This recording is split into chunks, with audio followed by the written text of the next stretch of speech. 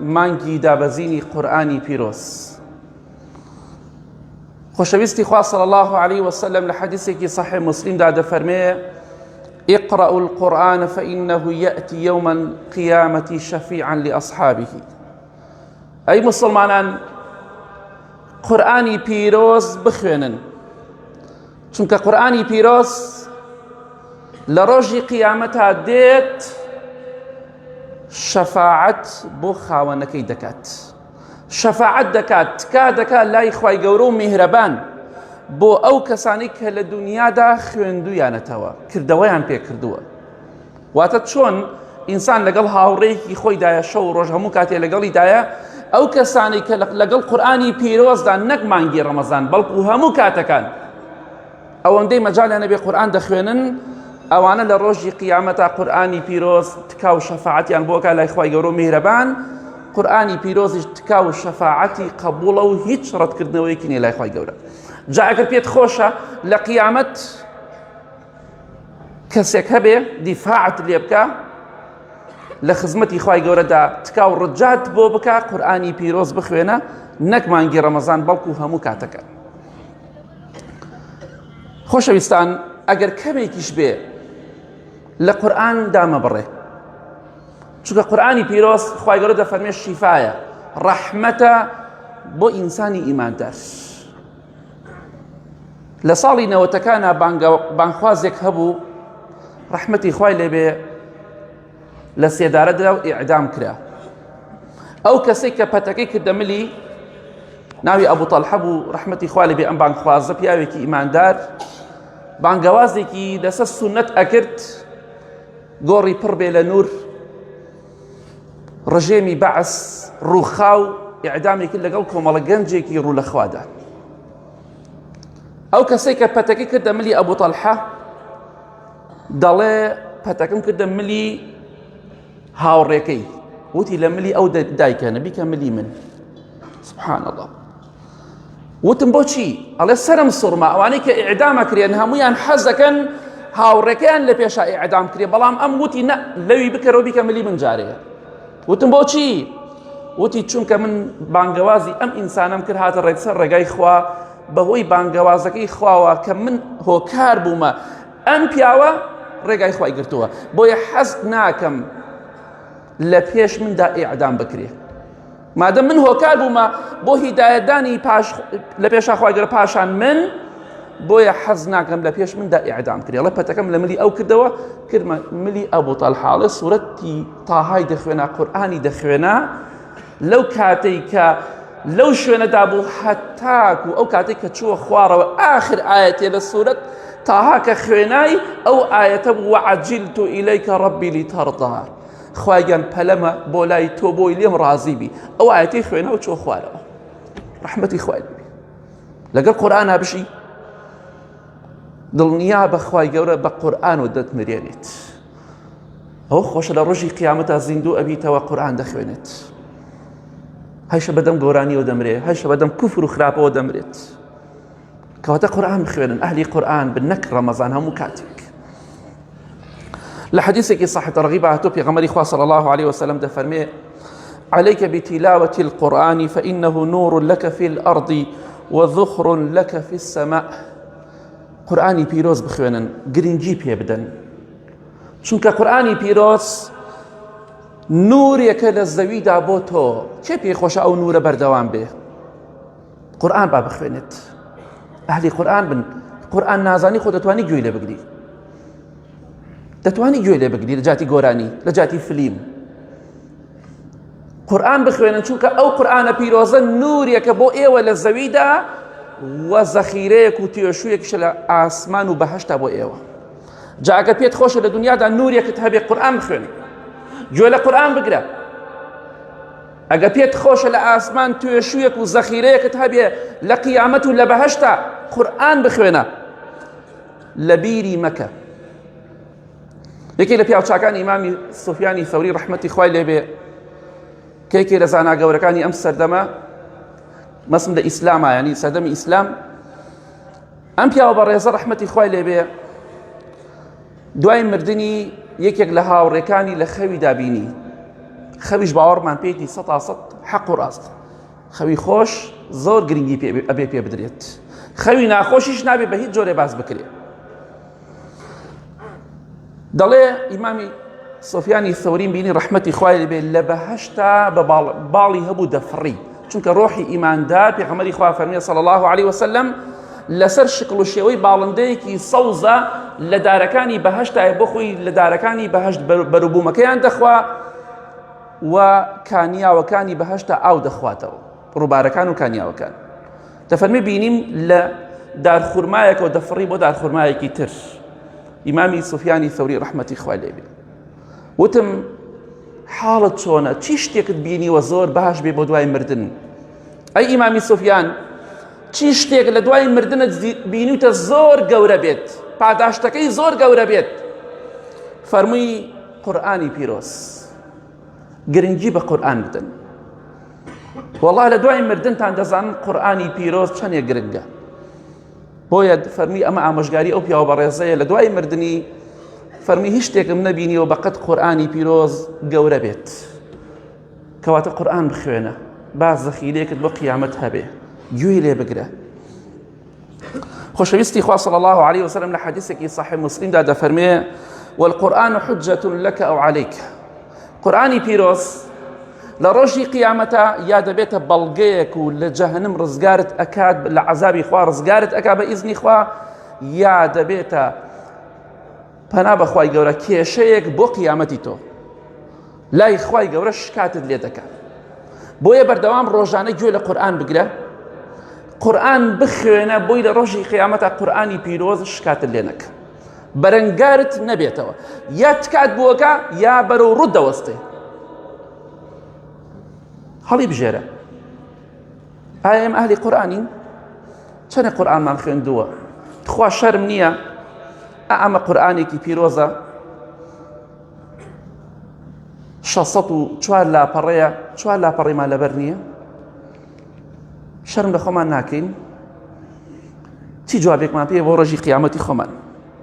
بۆیە ئیمامی قورتوبی ڕەحمەتی خوای لێ بێ دەفەرمێ ئەم قورئانە پیرۆزە کە ئەوەندە لای خوای گەورە پلەپایی بەرزە، چونکە فەرمایشتی خوایە، کەلامی خوایە. ئەو قورئانە پیرۆزە ئەمینی سەما، واتە ئەو کەسەی کە لە ئاسمان ئەمینە، کە جوبرەئیلە سەلامی خوای لەسەر بێ، کە خوای گەورە دەفەرمێ نەزەلە بیه الروح الئەمین.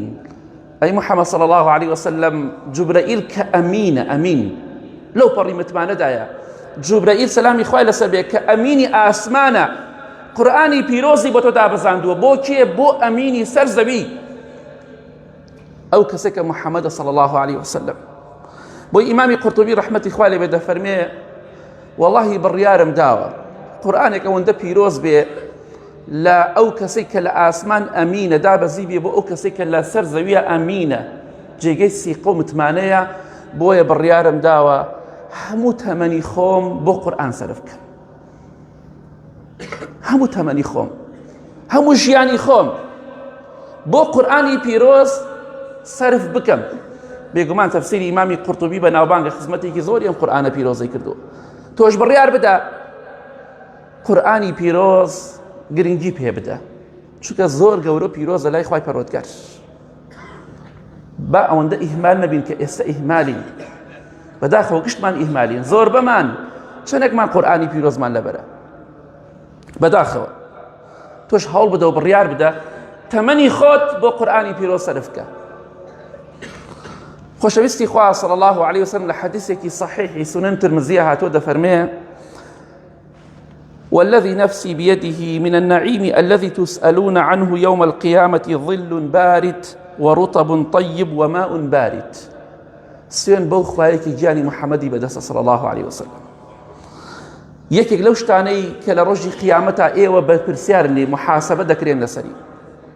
سوێن بەخوا لەسەر ئەم نیعمەتانە محاسبە دەکرێن ئێوە. یەکێک لەوانە سێبەرێکی فێنک لەبەر موبەڕیدەیەک لەبەر سبلیتە دانیشتوتە، یا لە سێبەرێکی خۆشە دانیشتویتە هەوایەکی خۆش، لە ڕۆژی قیامەتە لەسەر ئەو سێبەرە محاسبە دەکری، بزانە سپاسی خوات کردووە لەسەر یا نەتکردووە. ها قیامەت چەندە سەختە؟ تۆش بەس بڵێ بەهەشتیم چیم کردووە، چەند ساڵە تۆ لە سەبەرێکی فێنکا دانیشی ئایا شکری خوات کردووە؟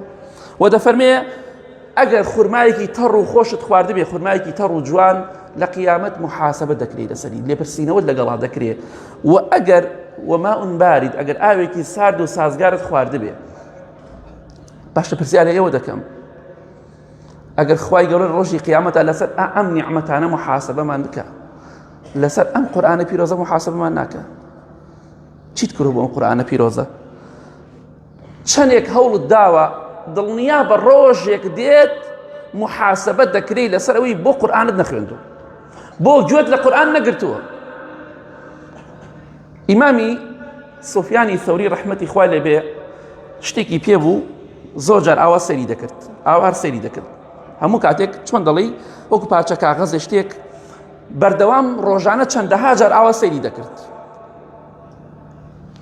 بەڵام قەدەری خوا لێی کەوتە خوارە ڕۆژێ بەزری کرد ئەو شتێکە شتێکی لەسەر نووسرا بڵان چی لەسەر نووسرا ڕۆژانە دەیەها و سەدەها جار سەیری ئەو شتەی دەکرد بەڵام خەڵنی دەزانی چی تایە کاتێک کە لێی کەوت و بزری کرد دۆزرایەوە تەماشایان کرد ئەم شتەی تیا نووسراوە سوفیان اذكر وقوفك بين يدي الله ئەی سوفیان بیری ئەو ڕۆژە بکەرەوە کە لە خزمەتی خوادا دەبیت محاسبەت دەکە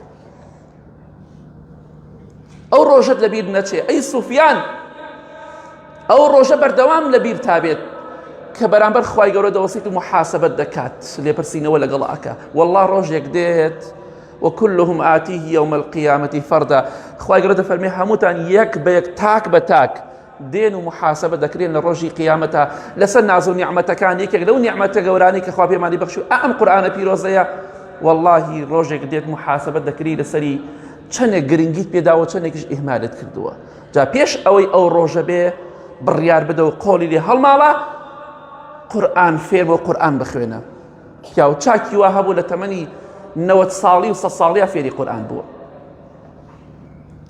مەڵێ تازە بە سەرچوو تەمەنم مەڵێ وا مەڵێ بخوێنە چەند جا باسم کردووە لە دووە کاتی خۆی کە لە دووەکەم خوێنا پیاوێکی بەتەمەن هەبوو ڕەحمەتی خوای لێبێ نەماوە خەڵکی دۆک بوو بە هەموو کاتێک لە پێشی ئەو خەڵکەوتە هات پیاوێک تەمەنی سەروی 100 ساڵ بوو پیاوێکی چاو زەعیف بەردەوام قورئانی دەخوێنە ڕۆژێک قسەم لەگەڵا کرد وتم ماشەڵڵا قورئان تۆ زۆر دەخوێنیت کەی فێری قورئان بوویتەوە وتی تەمەنم 90 ساڵ بوو هەتا 90 ساڵی قورئانم نەزانی لە 90 ساڵیەوە فێر بوو قورئانی جوانیشی دەخوێنە ئینسان مەبەستی بێفێر دەبێ بەخوا تەمەنم 40 ساڵە تاقەتم نەماوە بۆ تاقەتت نەماوە تاقەتت نەماوە ئیمانەکەت زەعیفە دڵەکەت لاوازە ئەینا بۆ تاقەتت نەماوە لەخوا بترسە تەقوای خوا بکە ڕۆژێک دێت محاسبە دەکری لەسەر ئەوەی کە گرنگیت بە قورئان نەداوە خۆت ئامادەکە پێش ئەوەی ئەو ڕۆژە بێتە پێشەوە بیرێک لەو بکەرەوە کە ڕۆژێک دێت محاسبە دەکری و لە خزمەتی خوادا دەوەستیت یا ڕەبی خوا لە گوناهەکانمان خۆش بی خوایان بە ئەهلی قورئانمان قبول کە یا رب العالمین لە گوناهی دایک و باوک و مردوەکانمان خۆش بی ئامین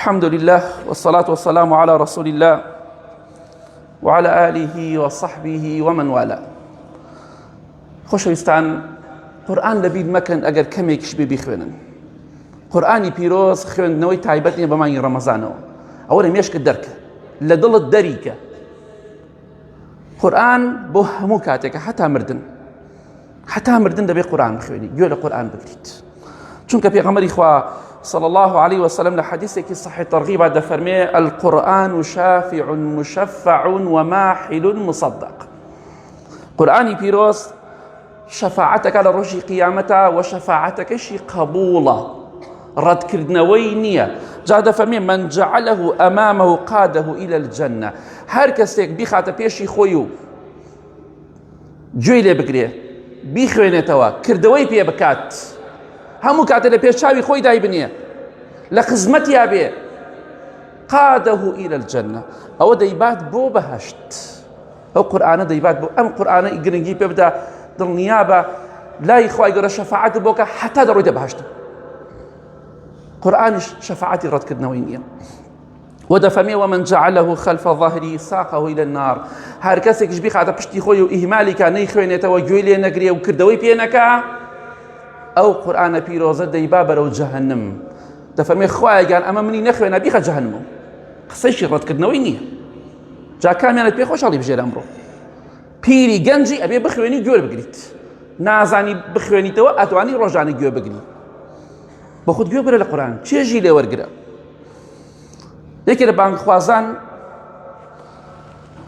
دەفەرمێ برادێکم هەبوو زۆر قورئانی دەخوێنە، بەردەوام قورئانی دەخوێنە، مراجعەی هەبوو، قورئانی دەخوێنە لە ناو سەیارەدا لە ڕێگاوبانە قورئانی دەخوێنە و مراجعەی قورئانی دەکرد. ئەهلی قورئان بوو، ئەهلی قورئان. ئەوەی کە لەبەرێتی ئەوەی کە دەیخوێنێت و ڕۆژانە ئەوە دەزانێت چێژی چەندێ خۆشە. ئەو ئیمان زەعیفەی کە نایخوێنێتەوە ئاگای لێی نییە، چونکە نەیخوێندووە نازانێت چۆنە، چەندێ دڵت خۆشەکە.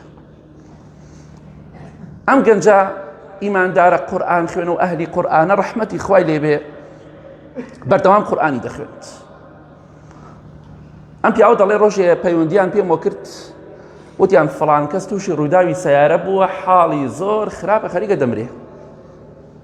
دەڵێ منیش بەپەلە ڕۆشتم بۆ تەواوی، بۆ نەخۆشخانە، لە بەشی تەواوی بوو، فریاکەوتن وەزعی زۆر خراپ بوو، هەموو گیانی خوێنی لێ دەهات، دەم و چاوی خوێن بوو، لوتی خوێنی لێ دەهات، هەمووی شەق بوو، تەقی بوو، ئێسقانیش کا بوو، وەزعی زۆر خراپ بوو.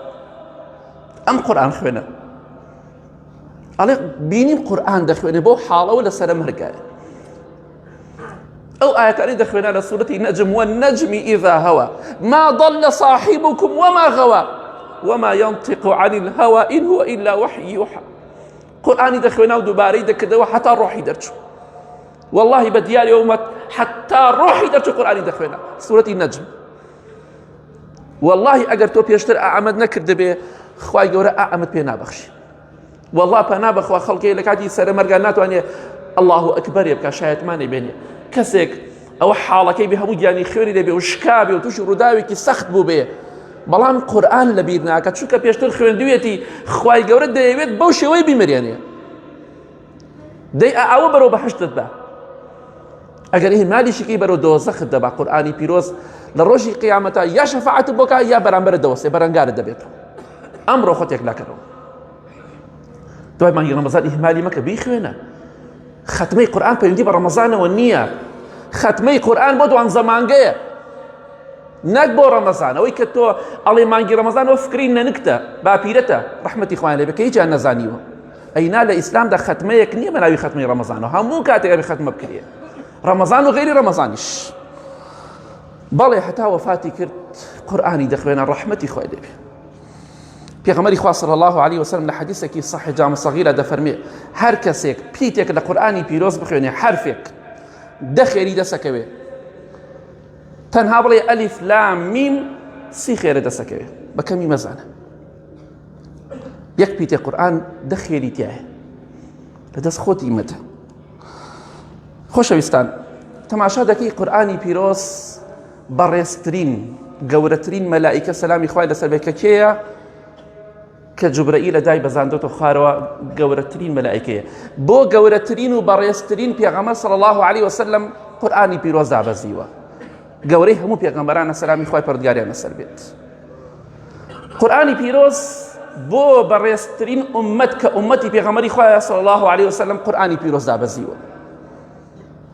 قورئانی پیرۆز لە شەوی لەیلەة القەدرە دابەزیوە، شەوی لەیلەة القەدر بەڕێزترین و گەورەترین شەوە لە ساڵەکەدا. لە مانگی ڕەمەزانە قورئان دابەزیوە، مانگی ڕەمەزان لە هەموو مانگی گەورەترە. ئەوە قورئانە. قورئانی پیرۆز ئەوەیە، گرنگی پێ بدە. پێغەمبەری خوا صلی الله علیه وسلم دەفەرمی هەر کەسێک باش بزانێ کە لە حەدیث صحیح مسلم داهاتووە إن الله يرفع بهذا القرآن أقواما ويضع به آخرين. خوای گەورە بەهۆی ئەم قورئانەوە کۆمەڵە کەسێک بەرز دەکاتەوە، کۆمەڵە کەسێکیش نزم دەکاتەوە. ئەوەی بیخوێنێ و گوێ لێ بگرێ و کردەوەی پێ بکات، خوا بەرزی دەکاتەوە.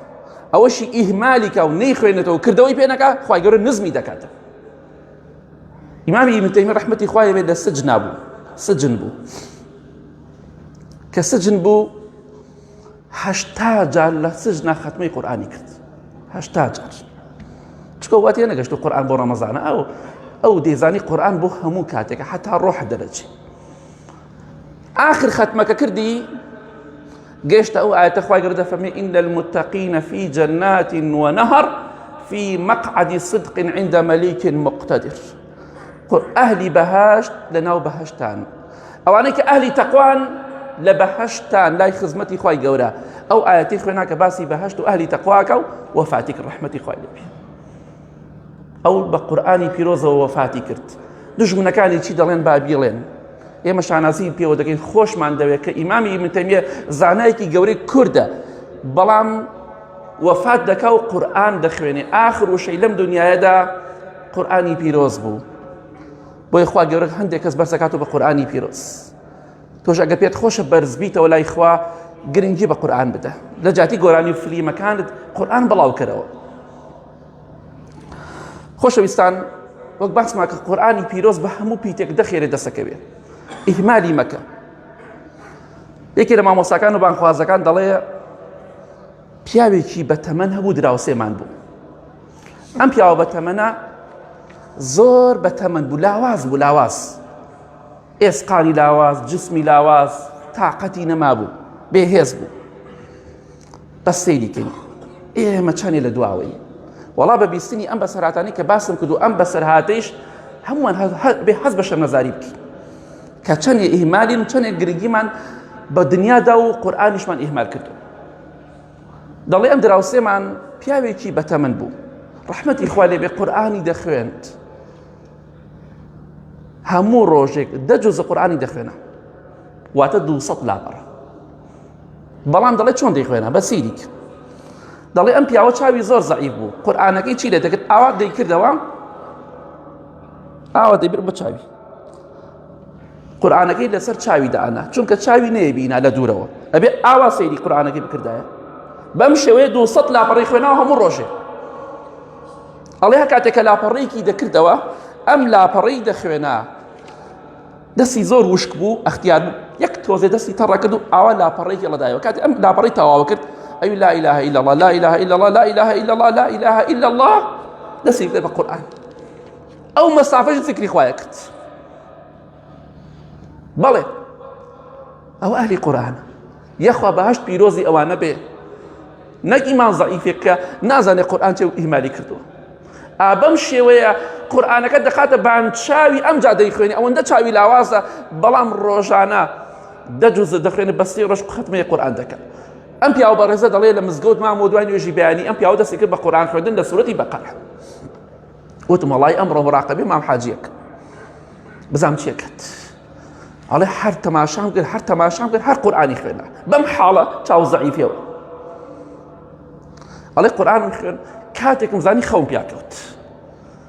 سەعات 9 چێشتەنگاو خەبەرم بۆوە، تەماشام کرد مام حاجی لە سوورەتی تەوبەیە، واتە 10 جوزە قورئانی خوێندووە لە بەقەرە بۆ تەوبە. یەک شەوێک نا بەڵکو ڕۆژێک. ئەی شەوەکەی دەبێت چی کرد بێ؟ ئەبێ عەسرەکەی چی کرد بێ؟ ئەو ئەهلی قورئانن. ئێمە قورئانمان ئیهمال کردووە، گرنگی بە قورئان نادەین. با بە خۆمان دابچینەوە بەسەراتی باسم کرد بۆ نێ کات بەسەر بەرین. بۆیە بە خۆمان دابچینەوە قورئان گرنگی پێ بدەین. پیاوێکی ئاوا بەتەمەن چاولاواز، ئەختیار، بێهێز، بێتاقەت، ئەوە حاڵەتی بەرامبەر بە قورئان. ئەی تۆ بۆ ئیهمالت کردووە. بە شتێک کۆتایی بە وتارەکە دەهێنم. پیاوچاکی وا هەبووە ڕەحمەتی خوا لێبێ، زانا و پیاوچاک و خواناسی وا هەبووە، سجن بووە، حەزی نەکردووە لە بەرامبەر هیچ عیبادەتێکە کەم تەرخەمی بکات. کە ڕۆژی جومعە دەهاتە پێشەوە، جارێەوە بۆ قاچی زنجیری تیا بوو، دەسە قاچی کەلەپچە کرابوو. دەستنوێژێکی جوانی دەگرت، دەویت خوا دەستنوێژەکەم با بگرم بۆم بکەنەوە. دەستنوێژێکی جوانی دەگرت، هەتا بەر دەرگاکەی سجنەکە دەهات، چونکە مەجای نەبڕا دەرەوە، سجنە. ئەهاتە بەر دەرگاکە، ئەگەیشتە بەر دەرگاکەی کە داخراوە، دەی فەرموو خوایە گیان، ئەوە من خۆم حازر کردم بۆ جومعە، حازرم بڕۆم بۆ جومعە، بەڵام ناتوانم، بۆیە خوایە گیان عوزرم لێ قبوڵ کە. ئەوە خواناسە. تۆش بێزاری بانکەی داوەشتە لە ماڵە جەنابەت دانیشتوتە خەریکی فەیسبووکی. ئەی بۆ بە خۆتان ناچیتەوە، بۆ بە خۆتان ناچیتەوە. دەمریت وەڵڵا دەمریت باسی مردنت بۆ بکەم و باسی بۆ نەکەم هەر دەمری نوێژ بکەیت و نەیکەی هەر دەمری قورئان بخوێنی و نەیخوێنی هەر دەمری دەی بە خۆتا بچۆرەوە مانگی ڕەمەزانە قورئان دەخوێنی دوای مانگی ڕەمەزانی هیماری مەکە با ئەو هەموو پاداشتی کە باسمان کرد بەر تۆ بکەوێت بەر من بکەوێت بەر کەسێکی تر بکەوێت با خوامان لەبیر نەچێ بۆی خوای گەورە لە قیامەت لەبیرمان نەکە و ئیهمالمان نەکات اللهم اغفر للمؤمنين والمؤمنات والمسلمين والمسلمات الأحياء منهم والأموات من أهل السنة والجمعة والجماعات يا ربي خوايا الشفاء نخوشكان من بدي بتايبتي أواني داوي دعاي خيران كدو يا ربي خوايا بأهل القرآن من قبول كي خوايا جان بوشي ذكري خوايا وقرآن خوردن وروح من درجة لم دنيا هذا خوايا جان للسجدة ولعبادة خوايا برستيا روح من بتيشي يا رب العالمين خوايا جان هي مني وآرامي ولات من بباريزي آخر من بخير بقري نوێژ و ڕۆژ و عیبادەتمان لێ قبولکەی خوای گیان دوای مانگی ڕەمەزانیش هیدایەتمان بدەی